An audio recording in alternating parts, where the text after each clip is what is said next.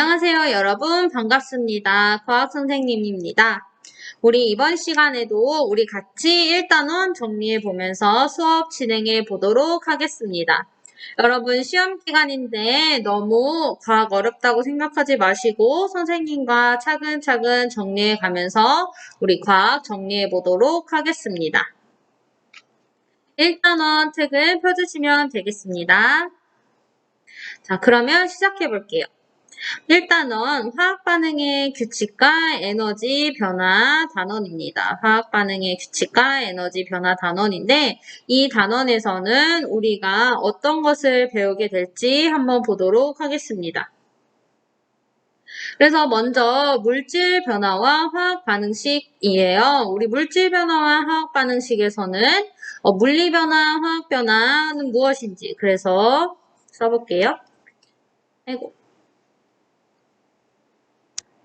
써볼게요. 물리변화와 화학변화. 그래서 물리변화랑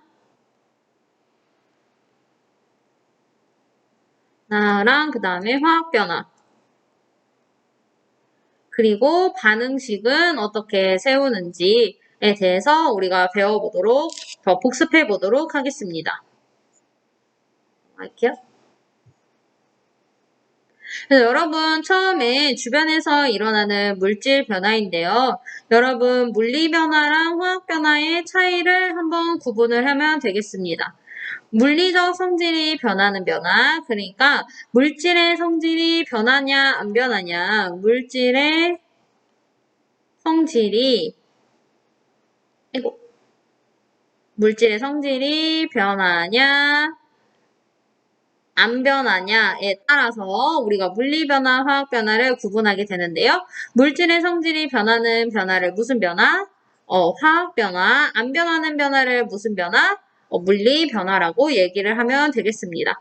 그래서 우리가 물리변화와 화학변화 구분하는 방법을 배웠었고 그 다음에 어떤 게 물리변화인지 어떤 게 화학변화인지 보기를 제시해주면 여러분들이 알아야 하겠죠.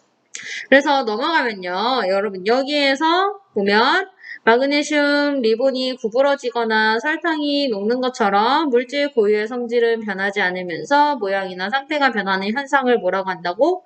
물리 변화라고 하고 마그네슘 리본이 타면 마그네슘과 성질이 다른 물질이 생성되는데 어떤 물질이 성질이 다른 새로운 물질로 변하는 현상을 무슨 변화?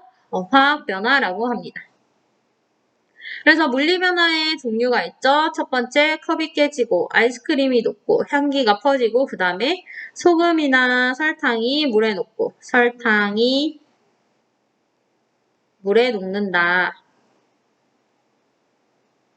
이런 용해 과정도 물리변화라고 보면 되겠습니다.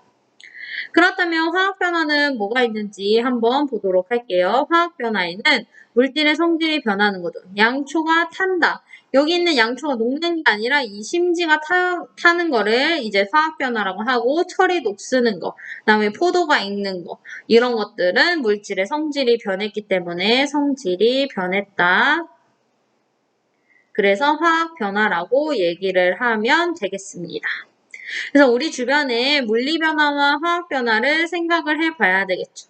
여러분 뭐 숯불이 탄다. 이거 물리변화, 화학변화? 화학변화죠. 그 다음에 설탕이 녹는다. 물리변화, 화학변화? 물리변화 이렇게 얘기를 하면 되겠습니다. 그 다음에 우리가 화학 반응을 나타내는 화학 반응식에 대해서 배웠어요.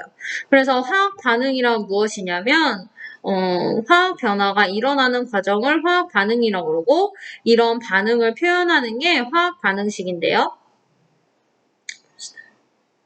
그래서 화학식을 이용하여 화학 반응을 나타낸 것을 화학 반응식이라고 합니다. 그런데 여기에서 중요한 거는요. 화학 반응이 일어날 때, 여기가 제일 중요해요. 화학 반응이 일어날 때 원자의 배열은 달라지지만 뭐랑 뭐가 바뀌지 않는다? 원자의 종류나 수는 변하지 않는다가 제일 중요합니다.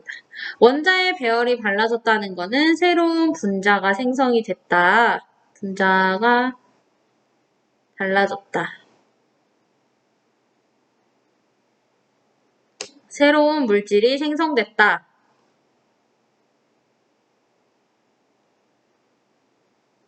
이라고 얘기를 할 수 있어요. 그래서 새로운 물질이 생성된다라고 얘기를 할 수가 있지만 변하지 않는 거는 원자의 종류와 수는 변하지가 않아요. 자, 그 다음에 화학 반응에서 우리가 화학 반응식으로 나타내는 걸 열심히 배웠죠? 우리 수소, 산소가 결합해서 물이 생성되는 걸 한번 보도록 하겠습니다. 자, 여기 왼쪽에 있는 거는 반응물, 그리고 오른쪽에 있는 건 생성물이에요. 여러분 교과서 몇 페이지냐면은 교과서 17페이지 보세요.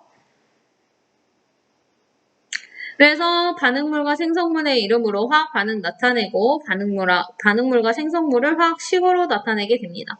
수소 같은 경우는 H2, 산소 O2, 그다음에 물은 H2O 이렇게 나타내고 화학 반응 전후에 원자의 종류와 수가 같게 개수를 맞춰줘요. 여기에서 보면 차근차근 해볼게요. 수소 원자 몇 개? 2개. 산소 원자 몇 개? 2개가 되겠죠. 근데 여기 보니까 수소 원자 몇 개?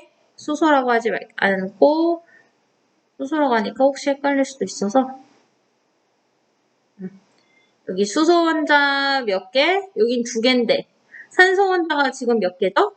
1개지. 근데 화학 반응 전후에 원자의 종류와 수가 같게 해야 되잖아요. 화학 반응 전후로 바뀌지 않는 건 원자의 종류와 수니까 지금 이렇게 되면 원자의 종류는 같지만 원자의 수가 지금 맞지가 않아요. 그래서 우리는 여기 전체 여기를 곱하기 2를 해주고 싶은데 이게 하나의 물질이기 때문에 한 소에만 곱하기 2를 할 수가 없고 전체에 곱하기 2를 하게 됩니다. 전체에 곱하기 2를 했을 경우에는요. 그러면 수소 원자가 4개가 되고 산소 원자가 2개가 돼요. 그러면 수소 원자가 4개고 산소 원자가 2개니까 여기는 수소 원자가 지금 2개죠.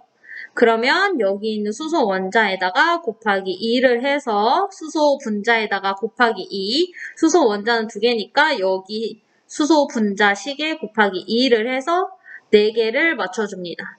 이렇게 되면 수소 원자 4개, 산소 원자 2개, 여기도 수소 원자 4개, 산소 원자 2개로 원자의 종류와 개수가 맞고 그 다음에 이렇게 반응식을 쓸 수가 있죠.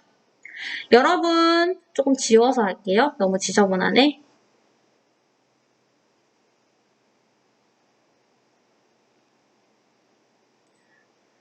조금 확대해 볼게요.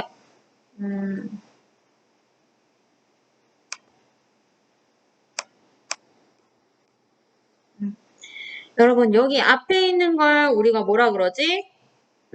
개수라고 부르죠.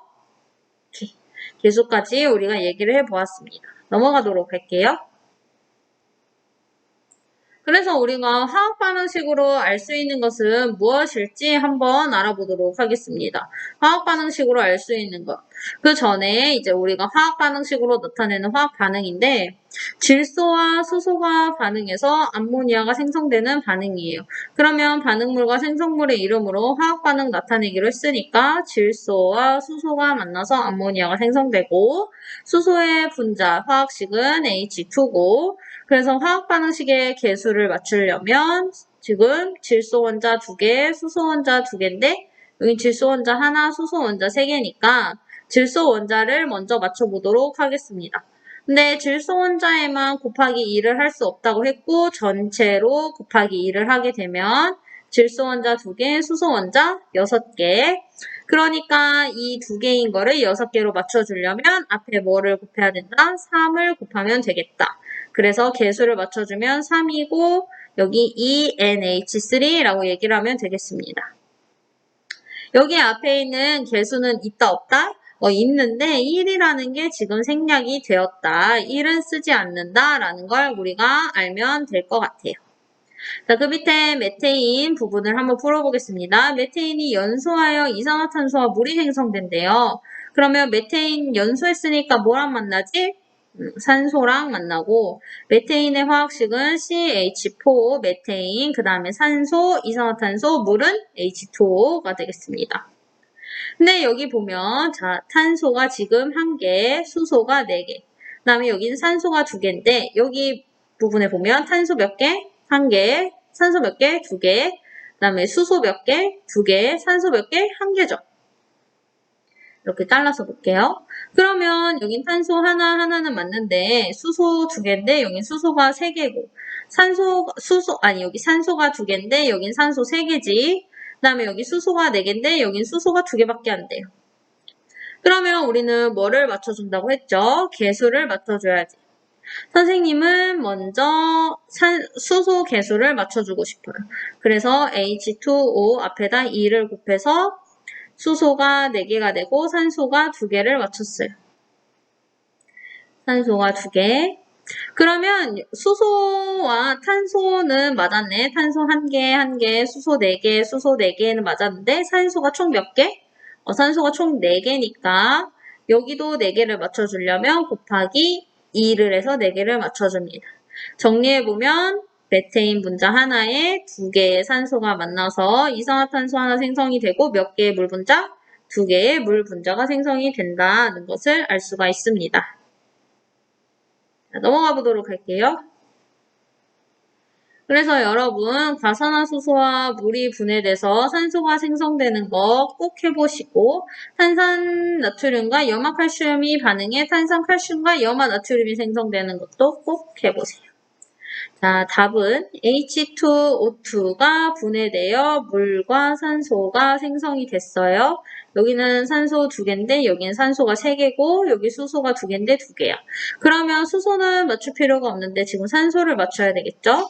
근데 지금 얘는 홀수고 얘는 짝수고 얘는 홀수 얘는 짝수니까 우리 여기는 몇을 곱해도 짝수가 나오겠죠? 그러니까 짝수를 만들어 주려면 여기다 곱하기 짝수를 해야 되는데 먼저 2를 곱해 볼게요. 그러면 수소가 4개, 산소가 2개, 여긴 산소가 2개니까 총 수소 4개, 산소 4개가 나오겠네. 수소 4개, 산소 4개가 되려면 곱하기 2를 해서 이 총식은 EH2O2 더하기 EO2가 분해해서 EH2O 더하기 O2가 나온다라고 얘기를 하면 되겠습니다. 여기는 깔끔하게 다시 지워볼게요. 자, 나머지는 여러분들이 한번 온라인 클래스 보면서 해보세요. 넘어가도록 할게요. 그래서 우리가 화학 반응식으로 알 수 있는 거를 한번 보라고 했잖아요. 화학 반응식으로 뭘 알 수 있지? 화학 반응에 관여하는 반응물과 생성물의 종류를 알 수가 있고, 여기에서 화학 반응에 관여하는 반응물과 생성물의 종류를 알 수가 있고 또 화학 반응에서 개수비로 반응하거나 생성되는 물질의 입자수의 비를 알 수가 있고 혹은 분자수의 비도 알 수가 있어요. 그래서 1대 3대 2니까 개수비가 1대 3대 2다 라는 건 입자수의 비 혹은 분자수의 비가 B가 중요해요. B가 1대 3대 2다 라는 걸 알 수가 있겠죠. 입자수가 하나 생기고 3개 생기고 2개 생기는 게 아니라 입자수의 B가 1대 3대 2로 생긴다 라는 걸 기억하면 되겠습니다. 자, 화학 반응식에서 뭐라고? 변하지 않는 건 원자의 종류와 개수가 변하지 않는다라는 걸 꼭 기억해 주세요. 다음에 넘어가도록 하겠습니다. 그래서 여러분들 이거 문제 풀어놓은 거 선생님이 유튜브에다 올려놨으니까 못 풀은 사람 확인을 해보시고 우리 두 번째로 넘어가도록 할게요. 화학반응의 규칙 단원입니다. 여러분 우리가 화학반응의 규칙 단원에서 3개를 배우게 돼요. 첫 번째는 뭐냐면 조금 굵게 쓸까? 까만색으로 할게요. 화학 반응의 규칙 단원에서 보는 거 첫 번째는 질량 보존 법칙.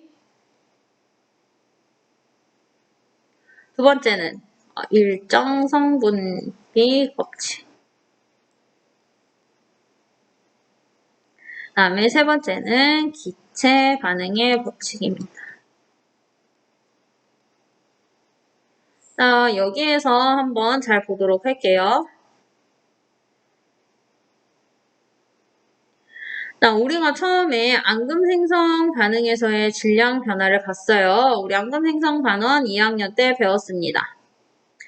염화나트륨 수용액과 염화나트륨 수용액과 질산은 수용액을 넣었을 때 각각 넣었어요. 유리병 2개의 총 질량을 측정을 했고 이거를 섞었으면 어떤 게 생성이 되죠? 염화은의 앙금이 생성이 됨을 알 수가 있어요. 앙금이 생성이 되죠. 앙금이 생성이 되면 이 앙금 생성 반응 전과 이 반응 후에 용액의 총 질량은 변화가 있어요? 없어요? 변화 있어요? 없어요?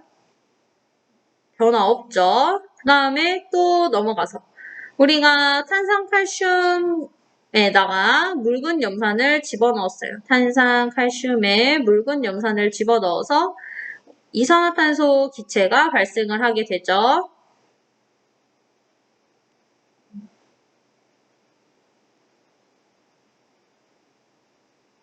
이렇게. 그러면은 이산화탄소가 발생을 하게 되는데 여러분 여기에서 이산화탄소가 발생을 했어도 기체가 발생을 했어도 여러분 총 질량은 변화가 있어요? 없어요? 총 질량이 더 가벼워질 거라고 생각했지만 뚜껑을 꽉 닫고 보니까 질량 변화가 없다는 거예요.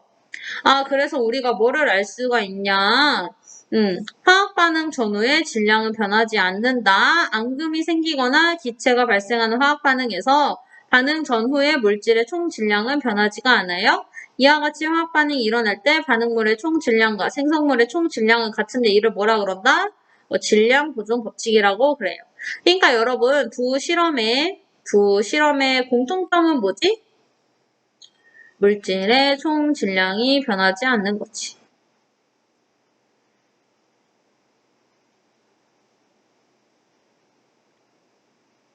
그래서 우리가 질량보존 법칙을 모형으로 설명을 할 수가 있어요. 이 모형이 여러분 여기에다 적을 때 변화가 있어야 돼, 없어야 돼? 그러니까 원자 종류와 개수가 변화 있어요, 없어요? 원자 종류와 개수가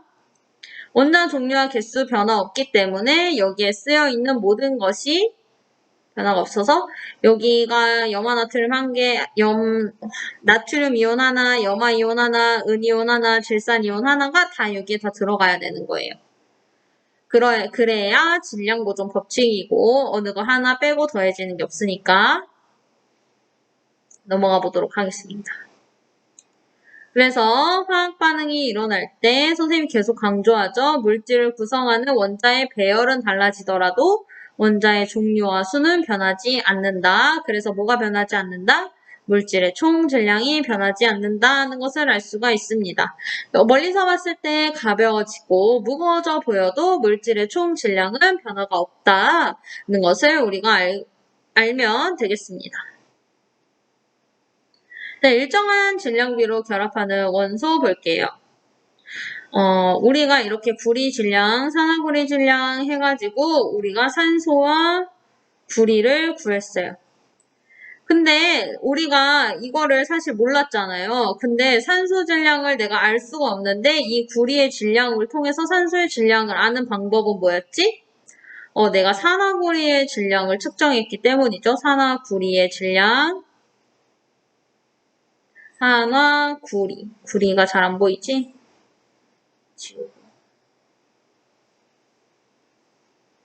산화구리의 질량을 알고 있어요. 산화구리의 질량 우리 위쪽으로 가서 조금 봐볼까? 0.5, 1.0, 1.5, 2.0, 2.5네. 0.5, 1.0, 1.5, 2.0, 2.5야. 근데 구리와 산소가 만나서 산화구리가 생성이 된 거잖아요. 그러면 우리의 질량 보존의 법칙에 이어서 산소의 질량은 0.1, 그 다음에 또 두 번째 실험에서의 산소의 질량 0.2, 계속해서 0.3, 0.4, 0.5가 나와서 총 질량이 이 정도가 나왔다. 0.5, 1.0, 1.5, 2.0, 2.5가 나와서 우리가 이 그래프를 구성을 했었죠. 오케이. 그리고 선생님이 하나 더 얘기를 하면 구리의 질량과 산화구리의 질량도 읽을 수 그래프를 줄 수도 있다고 했었죠. 혹은 구리의 질량과 산화구리의 질량과 아니면 산소의 질량과 산화구리의 질량을 같이 주고 뭐 구리를 구해라 얘기할 수도 있어요. 자, 그래프 변환되는 거 여러분들 잘 보시고 그 다음에 얼마의 질량비로 계산이 되는가도 확인을 해 보셔야 되겠죠. 그럼 여러분 볼게요. 지금 구리 대 산소가 산화구리가 생성이 되려면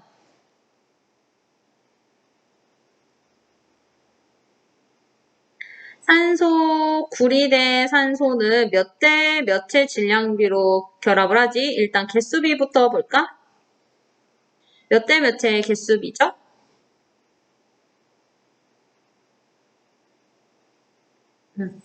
여러분 우리 질량비부터 봅시다. 잘 모를 수가 있으니까. 산화구리가 생성되려면 구리 대 산소의 질량비는 0. 지금 보니까 첫 번째 걸로 가볼게요. 0.4대 0.1이네. 그래서 4대 1의 질량비로 갖고 있다고 얘기를 할 수가 있어요. 그래서 보면은 산화구리를 구성하는 구리와 산소의 질량비는 항상 몇 대 몇으로 일정하다. 4대 1로 일정하고 화합물을 구성하는 성분 원소 사이에는 일정한 질량비가 성립하고 이를 일정 성분비 법칙이라고 얘기를 합니다.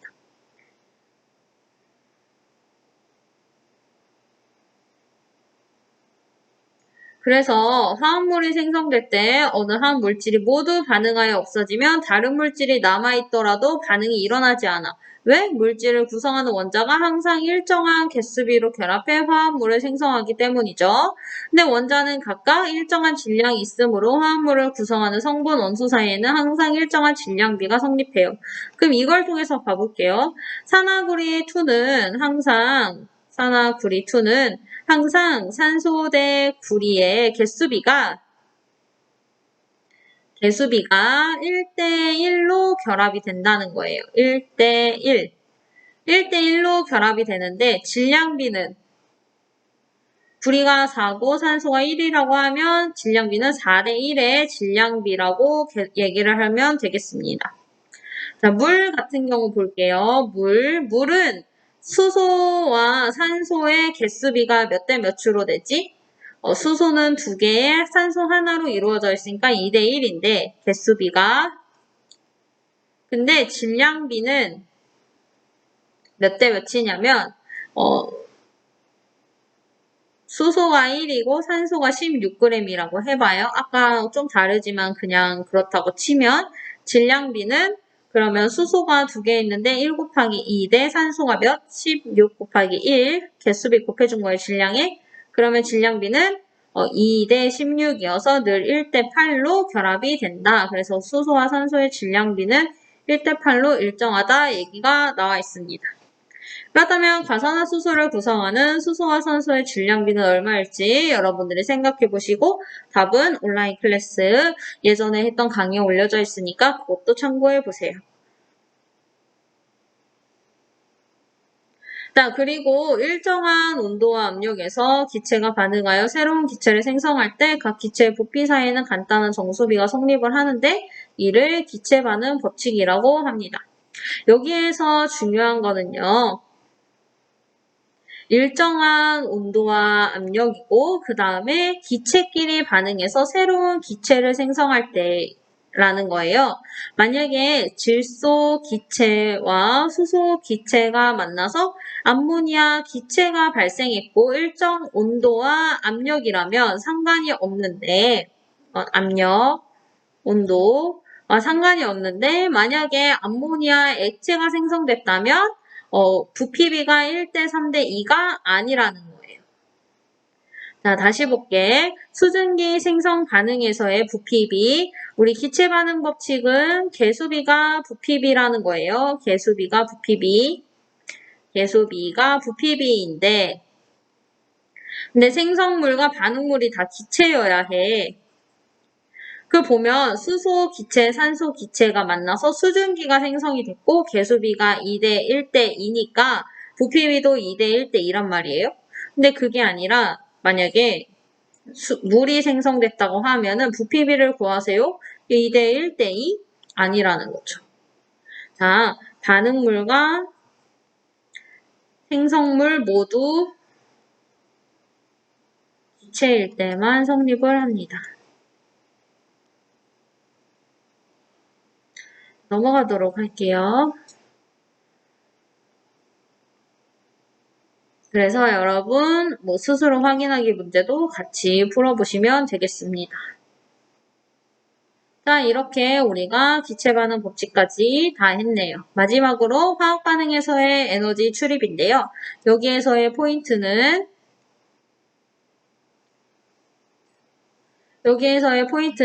발열 반응과 흡열 반응 구분하기입니다. 자, 발열 반응이니까 주변에 열이 올라가는 거고 흡열 반응이면 주변에 열이 감소하는 반응이에요. 그래서 우리가 뭐가 있었냐? 에너지를 방출하는 반응, 발열 반응이라고 하고 열 에너지를 방출한다는 거를 우리가 발열이라고 하고 열 에너지를 흡수한다고 하면 흡열이라고 해요.